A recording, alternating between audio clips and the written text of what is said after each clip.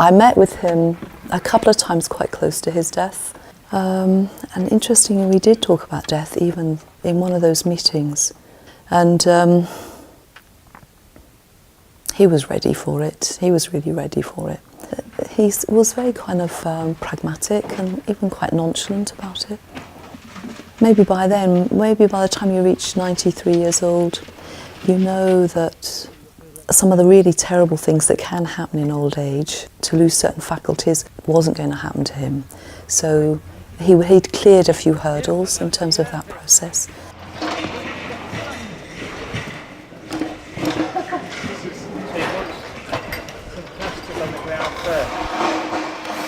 Mahamati worked out quite recently that he thinks it was about 17 years ago that we first started to make plans for Bante's funeral. Subhuti, I think, had actually suggested to Mahamati he get together a little group of people who would oversee it. So then with Bante's blessing we started to look at what we would do. I mention his blessing because he was quite, he knew that we were doing that. It's one of those things where it was quite straightforward actually to have a conversation with Bante about that and say, oh, you know, the funeral committee are thinking this, so what do you think about that? Bante had gradually been deteriorating in terms of his health. He'd been off his food for about 10 days before he died. It looked like it could be digestive problems, but actually it turned out really to be more heart and lung problems, and eventually it was pneumonia. We just scrapped any kind of schedule that we were thinking of, and the site then went into a very ritualised space.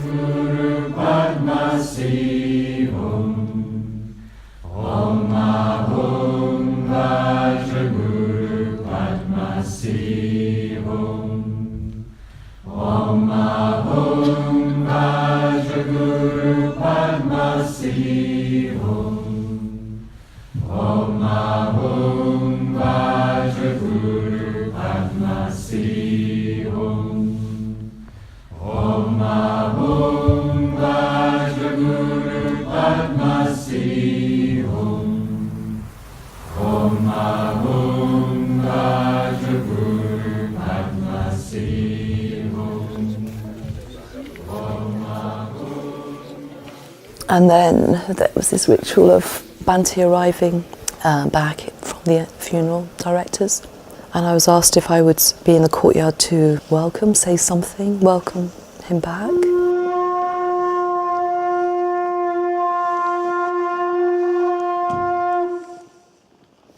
Which was a very strong thing to do.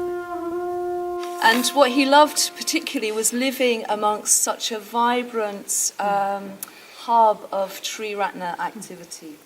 I think it was a great boon to him to live his life surrounded by people who were living out the values of the Dharma in the way that he had established and planted within us. Yeah. It reflected back to him his life's work, actually, in a very concrete way.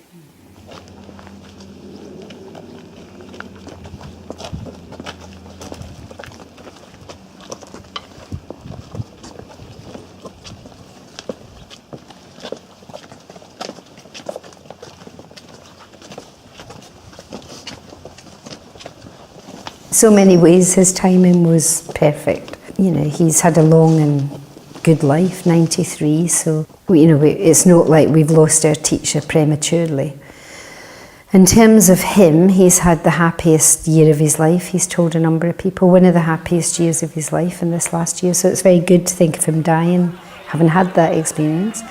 And from the experience of our order and community, I think we're in a very good place for continuing. You know, sometimes I think, I'm not sure he chose to die. I don't know if he chose to die at this time. But sometimes people die when everything's in place. And I wondered if there wasn't a sense that things that he really wanted in place were all in place now. There was this European Buddhist organisation having a big AGM. So 25 European Buddhist teachers were at Adhisthana. He met with several of them. He was very, very keen that that event happened here. And he was very keen that we did it well, which we did.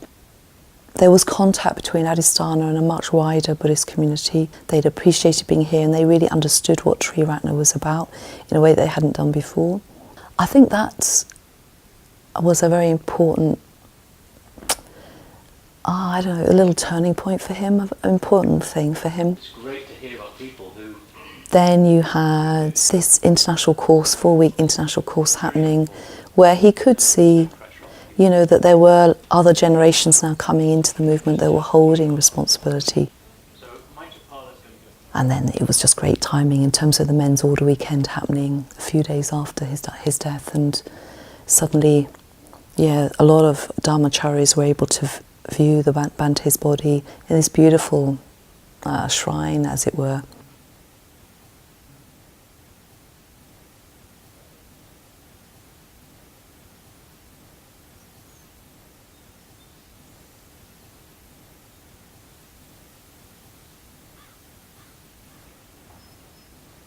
I don't know how many people have been through to see the body, but it's been a lot, probably hundreds, I would guess, in the end. I mean, one thing that was quite extraordinary in this room was that we have a very large refuge tree, and the way Bante was placed here, it meant that if you stood at his feet at the bottom of the body, there was a very strong sense that the body was kind of part of that refuge tree. And a number of people spoke to me about that quite spontaneously, saying it had brought home to them this sense of lineage, that from the Buddha down through Bante, who's depicted on the refuge tree, but then his body actually lying there, the man that, you know, began our movement and who opened the door of the Dharma for so many hundreds of thousands of people, was in that relationship. So it was actually quite an extraordinary experience to come and sit here.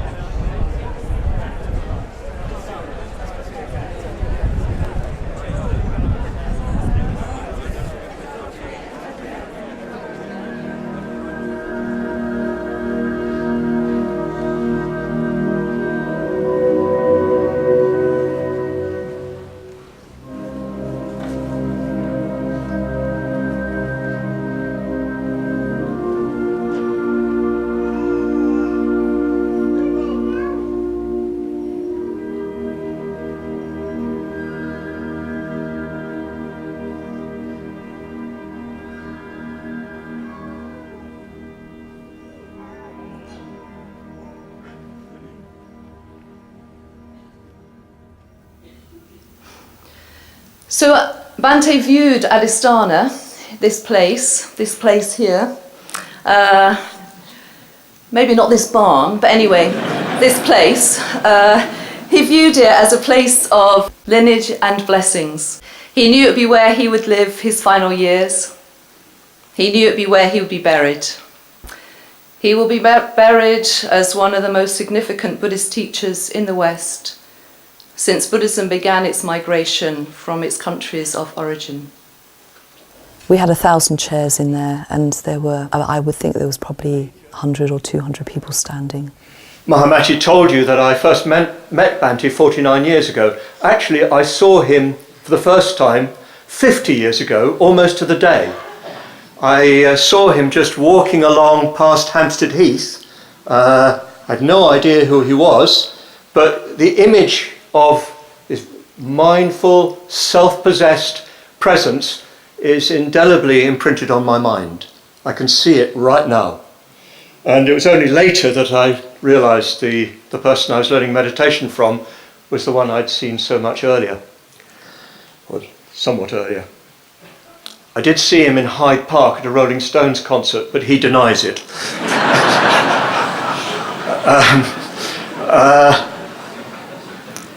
Since Bante's died, I've sort of realised more fully the impact that he's had on me. I feel he's in every breath I take. I feel he's in the flow of my blood. I feel he's in the beat of my heart. And his presence is at the back of my mind, sometimes right at the front of my mind, all the time, and always has been. But since there's no physical locus for his presence, he's become something vast and limitless. Bhante communicate Dhamma in a very simple way, yet very deep. It touches our heart. I can't imagine without the Bhante, without the Sangha, what would have happened to India's revival of Buddhism. Because he was the only teacher who could really show us path. We knew this is the path. We knew that this is what we really wanted to do. Because Dr. Ambedkar has inspired us, but we do not know how to treat this noble path. How to practice Buddhism. It is actually Bhante who has shown us this path. So this sevenfold puja, many years ago, was compiled by Bhante from Shantideva's Bodhicharya Avatara. Through this puja, we dedicate ourselves to the Bodhisattva ideal, and we cultivate the conditions for the arising of Bodhicitta. The sevenfold puja. With Mandarava, blue lotus and jasmine. With Mandarava, blue lotus and jasmine. With all flowers pleasing and fragrant. With all flowers pleasing and fragrant. And with garlands skillfully woven. And with garlands skillfully woven. I pay honour to the princes of the sages. I pay honour to the princes of the sages. So worthy of veneration. So worthy of veneration. I feel very fortunate that I knew Bhante Urgyen Sangharakshita for over 48 years as my preceptor, my teacher and my friend. And I met him on my very first retreat. He was wearing quite a shabby, crumpled robe. He was wearing over an orange polo neck with a Tibetan mala. There were probably slippers somewhere. And he had very long hair and these big bushy sideburns. So that's the Sangharakshita that some of you will only know through old photographs, but that was how he looked on that occasion. So I was completely fascinated by this man. I just felt, who is this man? I felt I couldn't pigeonhole him or categorise him in any way. Reading the life of Milarepa, Bhante, in another very moving passage, then goes on to say, and I quote, "My hair stood on end, and tears came into my eyes. If I had any doubts about the nature of my vocation, they were now dispelled. And from that time onwards, I lived only for the day when I would be free to follow to the end the path that seemed had been, in reality, mine from the beginning."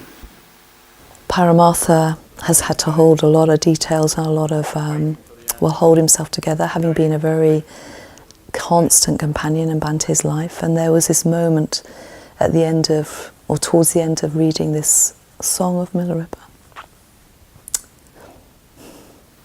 If you think tomorrow is the time to practice, suddenly you find that life has slipped away. Who can tell when death will come? Ever think of this? Devote yourselves to Dharma practice.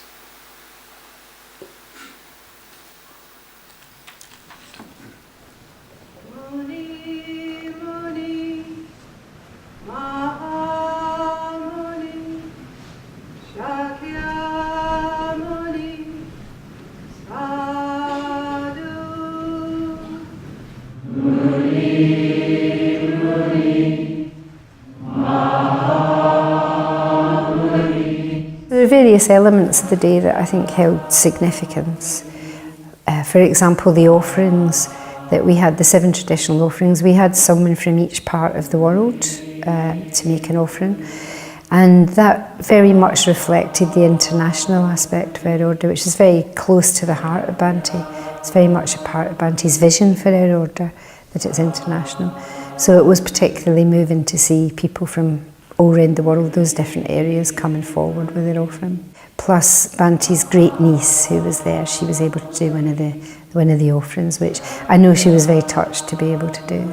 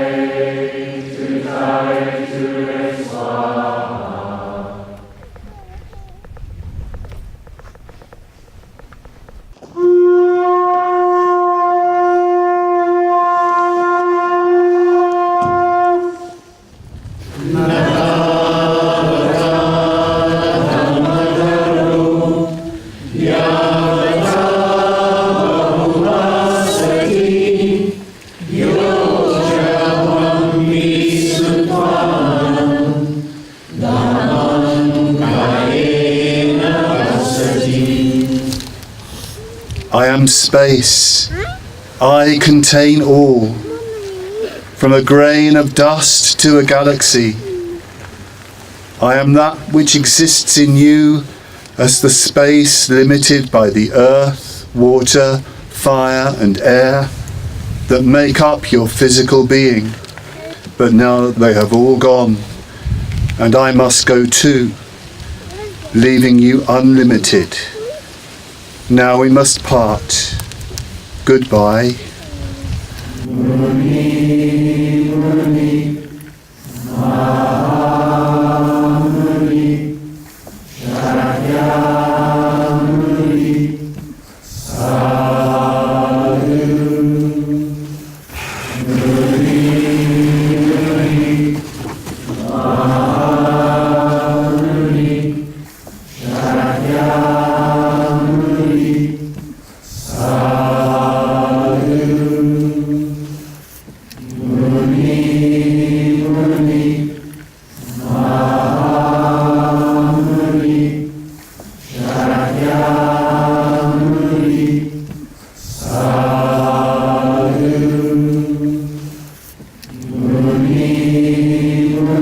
So of course there's been grief and there've been tears and there's been sadness, but I think the overwhelming feeling has been gratitude and joy. And my own experience has been at times almost blissful, where I've just had a sense of spaciousness and confidence, really. Affairs and business will drag on forever, so lay them down and practice now the Dharma. If you think tomorrow is the time to practice, suddenly you find that life has slipped away. Who can tell when death will come? Ever think of this. Devote yourselves to Dharma practice.